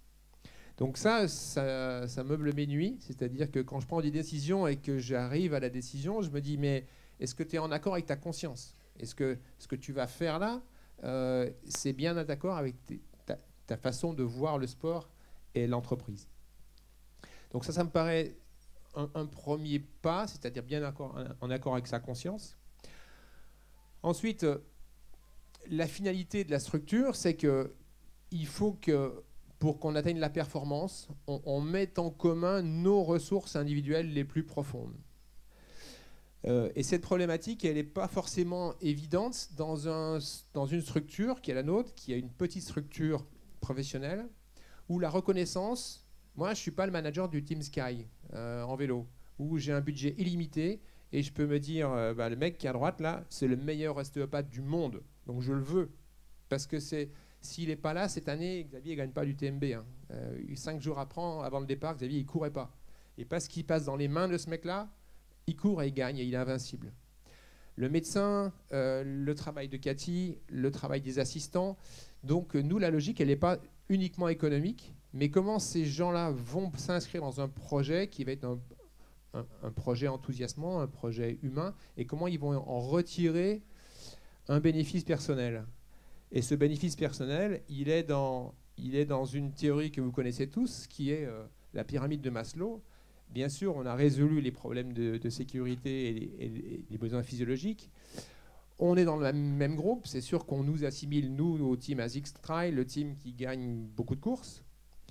Mais la problématique, elle intervient au dernier niveau. C'est-à-dire que tout à l'heure, j'ai entendu dire sa reconnaissance à quelqu'un. Ça me paraît important. Cette année, Xavier, sur l'UTMB, les premiers mots qu'il a eus, c'est des remerciements profonds pour son ostéo, pour son coach, qui l'a remis dans le bon ordre et qui lui permet de gagner. Donc dire sa reconnaissance, c'est quand même important, et qu'il y ait une prise de parole publique, et qu'entre nous, il n'y ait pas d'usurpation des compétences. C'est-à-dire qu'on a tous notre domaine de compétences, on ne marche pas sur le domaine de compétences du voisin, et on n'oublie jamais de se dire notre reconnaissance. Donc ça, c'est important.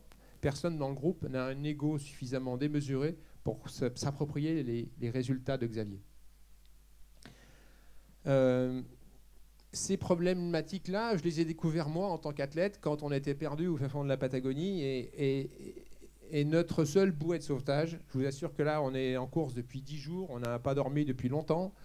On est tout près de la cordillère Darwin et on est en train de décider de la route qu'on va prendre dans un pays où il n'y a pas de carte. Il n'y a pas de carte, c'est que des photos satellites. On a très peu d'informations et ne pas s'en sentir abandonné, vraiment là, le groupe est votre bouée de sauvetage. Ça, je suis avec Cathy. Non, c'est avec Jérôme, c'est pas avec moi. Cathy est devant et avec son équipe est derrière. Et on prend une tempête. On a pris des tempêtes tous les jours là-bas. Et ça, c'est une des plus grosses. Et je vous assure qu'à ce moment-là, la coopération, elle est vraiment vitale. C'est-à-dire qu'on ne peut pas vraiment dire qu'il y a un risque vital ici, mais l'eau est à 6-7 degrés. On navigue avec des combinaisons de 8 mm. On a les pagaies qui sont attachées par des leads, sinon elles s'envolent tellement il y a du vent. Donc là, le fait de travailler ensemble et de la mise en commun de nos ressources les plus profondes, voilà, c'est clair que s'il y a un moment donné, pendant un instant, un des équipiers, il n'est pas à 100% de ce qu'il sait faire, c'est le drame. Donc ces thématiques-là, elles nous concernent. Et elles nous concernent, nous, de façon un petit peu bizarre, c'est-à-dire qu'on fait un sport individuel, mais c'est un projet collectif. Et ça, c'est assez complexe. Mais il y a des choses qui, à mon sens, ne faut pas oublier dans le monde du sport. On voit beaucoup de prises de parole des coachs et des grands coachs par rapport à leur projet collectif. Je trouve que souvent, il y a des remarques qui sont un petit peu déplacées. Quand on gère un collectif, c'est une chose, ou quand on gère un athlète dans un sport individuel, c'est pareil. La victoire, ça leur appartient. C'est leur victoire à eux. Dans le sens où ils n'ont pas besoin de nous. Des athlètes de génie, Xavier, sans nous, il aurait bien sûr gagné l'UTMB. Laure Manodou, on la pousse dans l'eau, les championnats olympiques. C'est pas la peine d'être un super coach. Xavier, on le pousse sur un chemin et il gagne les plus grandes courses du monde. C'est pas la peine d'être une super structure. Par contre, on peut penser qu'il va peut-être gagner un peu plus longtemps, qu'il va gagner avec un peu plus de confort et qu'il va gagner peut-être un peu plus souvent. Mais un peu, juste ça. Donc il faut qu'on reste quand même très très humble par rapport à ce que l'on va apporter à Xavier, et parce que si il nous accorde sa confiance, c'est parce qu'on n'est pas des usurpateurs. C'est-à-dire qu'on ne va pas lui voler sa victoire. Sa victoire, c'est la seule. C'est le seul à la revendiquer. Il y a quelques années, je me suis séparé d'un technicien qui a dit « Sans moi, Xavier ne pourra jamais gagner l'UTMB ». C'est tombé comme une évidence pour moi. C'est-à-dire que je ne pouvais plus bosser avec un mec pareil. Ce n'était pas possible, parce que c'est justement le contraire. Bien sûr qu'on aura peut-être la chance de l'accompagner, mais c'est une chance qu'il nous fait, ce n'est pas le contraire. Voilà, les grands coachs sont grands parce qu'ils ont une belle équipe et plein de gens, effectivement, qui les font briller aussi un petit peu, ce qui est un juste retour des choses parfois, mais c'est vrai que la médaille, elle revient aux champions. Ben, tiens, champion, justement. Alors, c'est vrai que tu gagnerais sans Laurent, sans le team, tout seul comme un grand dans la montagne, si ta fiancée n'était pas là, évidemment, sinon tu boirais un coup, mais tu gagnerais tout seul? Je sais pas, c'est difficile à dire. Après, c'est vrai que l'aide de l'assistance, m'appuyer sur Benoît, mon coach, ça me permet de me mettre en confiance. Et puis après, pour réaliser des objectifs, c'est quand même on est sur des bonnes bases et c'est plus serein, c'est plus facile d'y arriver en tout cas. Ouais. Et c'est important, surtout avec les enjeux qu'il y a, un peu la pression d'avoir tout ce monde autour. ça permet de se recentrer un peu et de savoir pourquoi on est là. Et ouais, la confiance est primordiale. Ça t'enlève aussi la pression logistique et commerciale en même temps. Il y a ça aussi, l'air de rien, c'est quand même pas rien. Ah oui, bien sûr, là du tout. Le boulot de Cathy ou de Laurent sur les partenaires ou sur la logistique, moi je m'en occupe pas. Et c'est vrai que ça c'est bien pour s'entraîner sereinement, pas avoir à penser 10 000 choses et puis être mobilisé sur la course, sur l'objectif qui arrive. Et c'est beaucoup de contraintes en moins à gérer. Ouais. Tu leur dis tout aux gens qui t'aident, qui t'assistent? Ouais, tout ce qu'il faut leur dire, j'entends bien. Voilà, mais non, mais hormis non, la sphère du privé et encore peut-être dans certains cas. Ouais, mais, non, c'est un peu comme une famille en fait. Hein, ouais. Après, voilà, dans un autre contexte, dans un autre environnement, mais c'est sûr que de pouvoir échanger et puis d'être en totale confiance les uns et les autres, c'est hyper important. Ouais. Et ta famille biologique est pas jalouse de cette famille ASICS là? Non, du tout, parce que ma famille aussi apporte beaucoup et puis ils sont là aussi sur tous les événements et puis ils sont très proches et puis on discute aussi et ils sont investis aussi dans le milieu du sport, donc il y a pas de problème.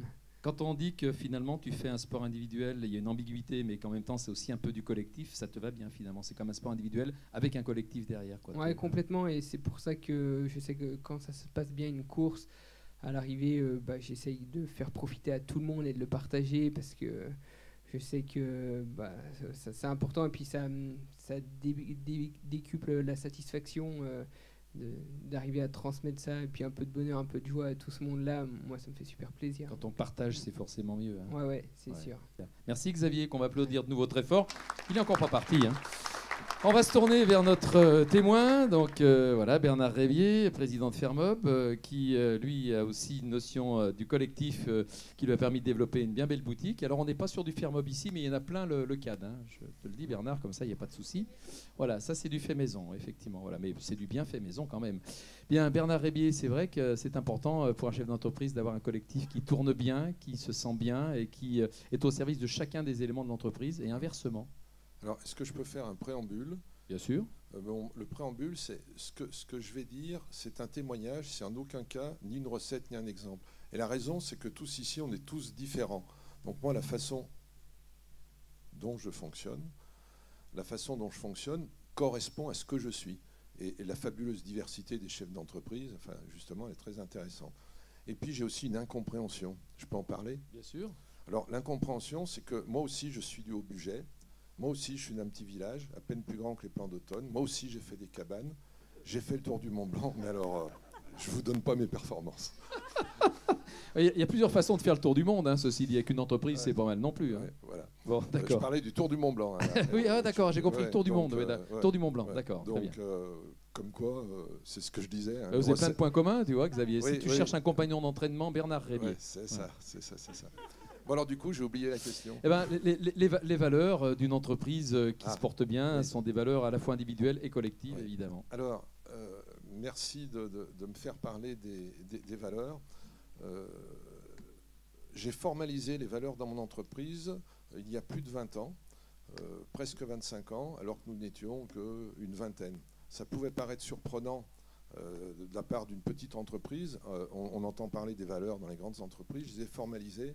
Et moi, c'est une recommandation que je vous fais à tous. Utilisez ça. Je vais vous expliquer pourquoi c'est intéressant. Vous avez sans doute des objectifs annuels. Et puis, des fois, vous les loupez. Des fois, on se plante par rapport aux objectifs. Donc, quand on se plante par rapport aux objectifs, bien évidemment que ça déstabilise le personnel. Voilà. Les valeurs, c'est des points fixes qui sont permanents et qui amènent de la réassurance. Et la réassurance, notamment dans les périodes qui vont mal, c'est extrêmement important. Donc c'est un peu des phares, ces valeurs, et j'y tiens beaucoup. Et j'ai eu des expériences tout à fait intéressantes et des comportements individuels ou des comportements collectifs avec des gens qui m'ont dit « mais ça on le fait parce que c'est né, parce que dans nos valeurs et tout ». Voilà, il y avait ça. Les valeurs, pour information, elles sont écrites dans le hall d'entrée de l'entreprise. Donc personne ne peut les il n'y a rien de secret donc, hein, au contraire. Alors, le rien de secret, ça me permet aussi de rebondir sur autre chose qui a été évoqué, notamment par Anne-Sophie. Dans le mode de fonctionnement collectif, jouer la vérité. Alors la vérité, pour être clair, on est proche de la transparence. Pour moi, c'est ne jamais dire de mensonge. Ça ne veut pas dire forcément tout dire, hein, qu'on se comprenne bien. Parfois, il vaut mieux se taire. Mais en tout cas, je trouve que gérer la vérité, c'est d'une tranquillité fabuleuse.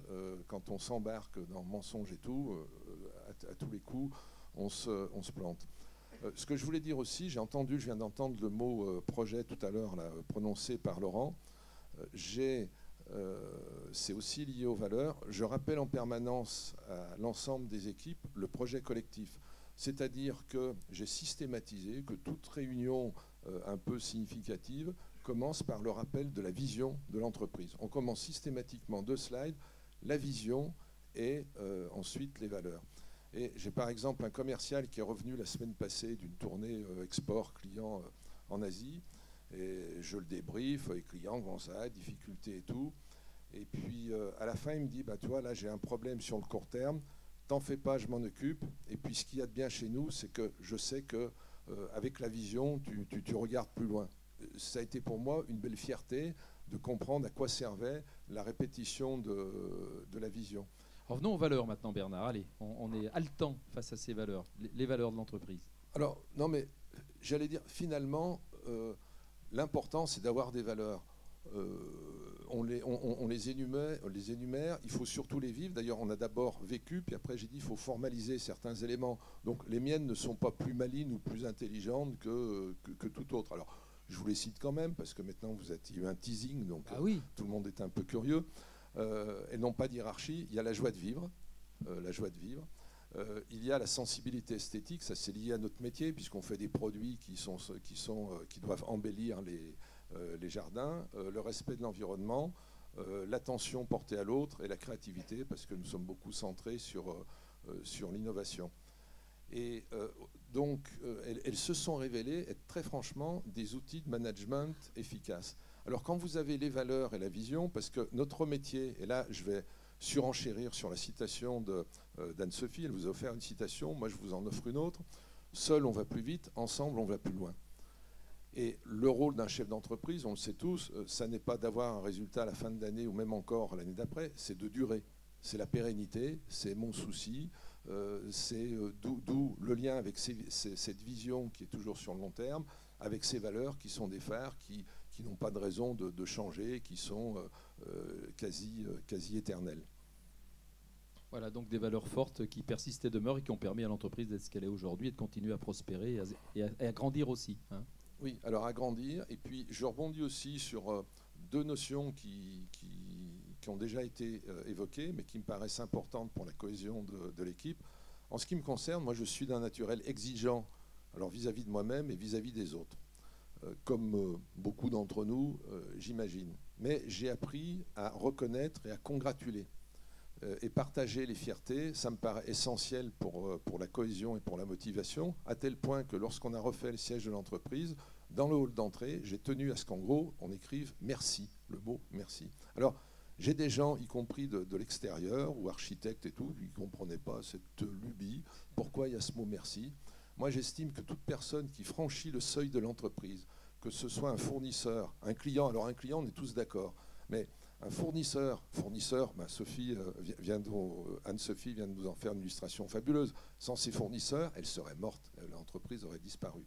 Bon, un collaborateur, mais j'allais dire, même le facteur le matin, je peux vous dire, ça met le facteur en joie, il a plus d'attention portée à l'entreprise et tout. Donc j'ai fait inscrire ce mot merci. J'ai forcé ma nature par rapport à une époque où j'étais plus jeune. Alors je ne sais pas si c'est une des caractéristiques de la vieillesse, mais remercier. La maturité Bernard, pour la vieillesse. Voilà. C'est un peu fort comme mot quand même. Oui, j'ai fait une grosse erreur là. Donc remercier et partager les fiertés. Alors ces fiertés, nous les partageons très régulièrement. Alors nous avons la chance d'avoir le partage des fiertés facile parce que mes produits sont illustratifs. Mais bon, les fiertés sont de tous ordres dans l'entreprise. Et c'est vrai qu'on l'a dit aussi tout à l'heure, célébrer les points positifs, c'est important. Et puis je peux ajouter encore une chose, tu sais que je suis un incorrigible bavard, par rapport à la confiance qui a été évoquée par Gaëtan, ça c'est important pour le collectif. Il y a 2 choses, il faut la confiance pour les autres, on le sait, mais il ne faut pas que ça, il faut la confiance pour soi. Et on le sait tous intimement, si on n'est pas un chef d'entreprise qui a confiance en lui, eh ben, moi en tout cas dans mon cas de figure, on ne peut pas traverser les épreuves. Et puis on sait aussi qu'on a un côté exemplaire, que tous nos collaborateurs nous regardent. Donc il faut avoir confiance en soi pour réussir, à mon avis, sinon c'est mal barré. Et puis la joie de vivre chez Fermob, c'est la journée Fermob qui aura lieu demain. Et j'y suis d'ailleurs... Pas invité. Ah mince. Je tentais le coup devant témoin. Bon, je pensais espérer une alors, invitation de dernière la minute. journée Fermob, là encore, on l'approchait, et Anne-Sophie mentionnait des pratiques de ce type. Donc moi, j'ai redémarré Fermob, ça fait 29 ans, et depuis 28 ans, il y a une journée dans l'année où nous arrêtons de travailler. On s'arrête de travailler, on ferme l'usine. Si vous appelez demain, vous aurez des messages. Si vous nous envoyez un mail, on fait coucou, on n'est pas là. On peut passer quand même pour le barbecue, non? D'accord, très bien. Tu vas voir. D'accord.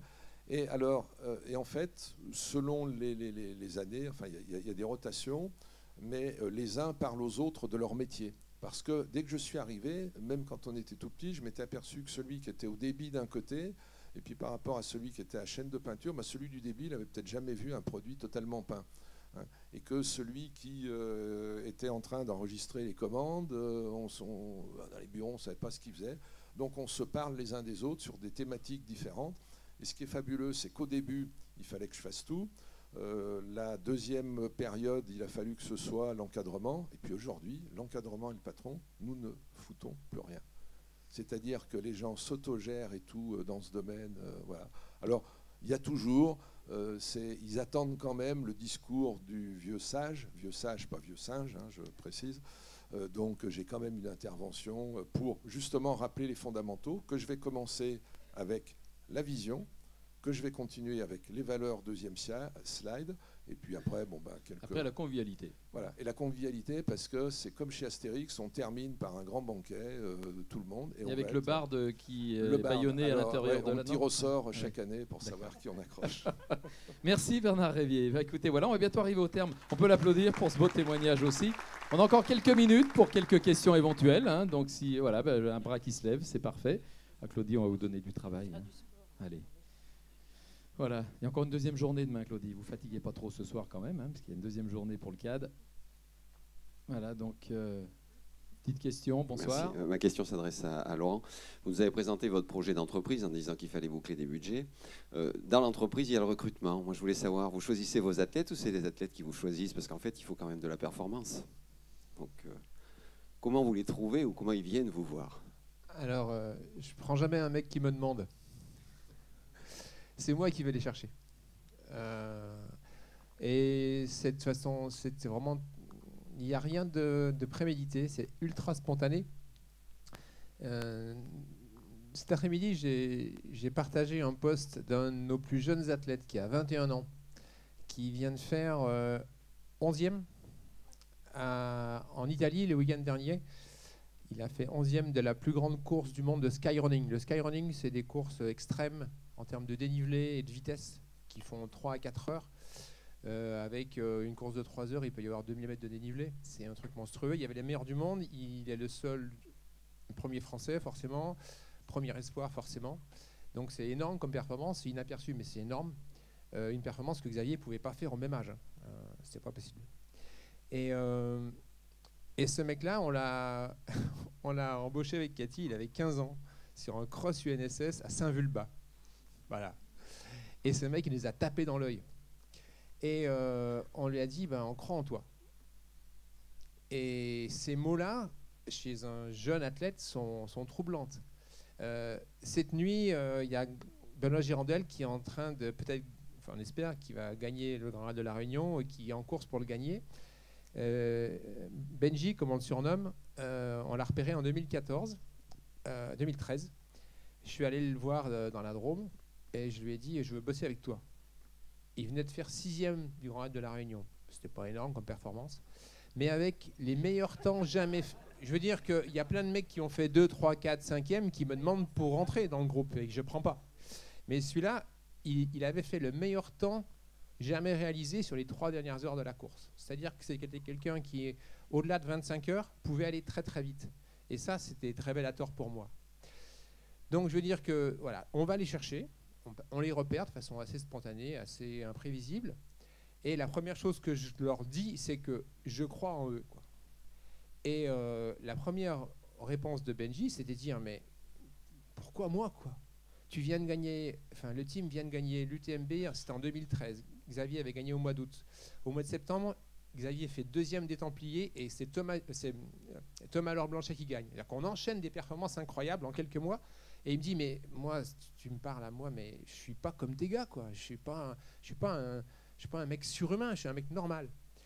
Et il a mis quelques années pour comprendre qu'il n'était pas un mec tout à fait normal, non. Il est plus normal que les autres, quoi. Donc voilà, s'adresser à eux et leur dire qu'on croit en eux, quoi. Quand Cathy et moi, on est montés voir Xavier en 2010 dans sa ferme au Plan d'Automne, qu'on a rencontré ses parents et qu'on a rencontré... on connaissait Xavier depuis qu'il a 10 ans, puisqu'il a l'âge de nos enfants. Les fratries Trévenard et les fratries Ardito se sont élevés ensemble, enfin au même moment, quoi. Donc on se connaissait bien. Mais la première chose qu'on a dit à Xavier, c'est... Voilà, tout le monde lui avait demandé, hein. Tous les gros teams avaient envoyé des mails, avaient donné des rendez-vous. Et nous, on est allé le voir en lui disant, on croit en toi, on n'attend rien de toi, tu prends tout le temps que tu veux, mais on est sûr que tu seras un crack. Voilà. Et ce discours-là, c'est avec ça qu'on construit de la réussite, quoi. Voilà comment on recrute de manière intelligente et efficace, la preuve. Encore une petite question ou deux éventuellement, parce qu'on a encore 2-3 minutes là devant nous, s'il y en a, hein. Sinon on va presque arriver au terme de cette manifestation. On aurait été pile poil à l'heure en plus, ce qui est bien. Donc, si vous avez, parce qu'on peut continuer aussi à échanger après autour de ce qu'on appelle le verre de l'amitié, hein. Je sens que les gorges sont sèches, les estomacs semblent un peu vides, le ventre affamé n'a plus d'oreilles. Non, pas de regret, pas de remords. Regard périscopique, très bien. Bah, écoutez, je vous propose d'applaudir de nouveau très fort nos intervenants. Merci à toute l'équipe technique. Voilà, le son, la lumière, vidéo, etc. Voilà, toute l'organisation générale. Et puis, oui, petite photo de famille, oui, c'est une bonne idée. Après la photo de famille, voilà, on va vous libérer et puis ouais, on fera la photo de famille après, Jean Bourgeois. Tu aurais été le premier à intervenir, le dernier aussi, quoi, finalement, c'est bien. Il a ouvert, il a refermé la parenthèse. Très bien, voilà, on vous invite maintenant donc à partager le cocktail dînatoire de l'amitié. Restez bien avec nous, s'il vous plaît. Ah, un petit mot de conclusion des intervenants, je sais pas, bah écoutez, si vous avez un petit mot de conclusion, vite fait, bien fait. Allez, ouais, en tout cas, voilà. On est à votre disposition. Je reviendrai juste sur la question de monsieur tout à l'heure. Moi, je reçois les victoires de Xavier comme des cadeaux. Et en fait, quand on parlait de dire sa reconnaissance, j'ai l'impression que quand il est sur une grande course, qu'il réagit comme un artiste devant une œuvre, quoi. Et que sa motivation, c'est faire la course la plus parfaite possible, la plus soignée possible, comme un peintre devant sa toile, quoi. Et à l'arrivée, il nous dit voilà, quoi. Voilà, ça c'est pour vous. Et la performance, c'est un tableau réussi, quoi. Mais au début de l'aventure, c'est pas réussir le tableau, c'est déjà maîtriser tous les facteurs, quoi. Donc la reconnaissance chez les athlètes, dans notre groupe, elle fonctionne comme ça. Moi, je prends toutes ces victoires comme des cadeaux qu'ils nous font, quoi. Merci, moi je vous invite maintenant donc à faire la journée Fermob avec un soir d'avance du côté du buffet. Voilà. Merci beaucoup, restez bien par là pour la petite photo. Voilà.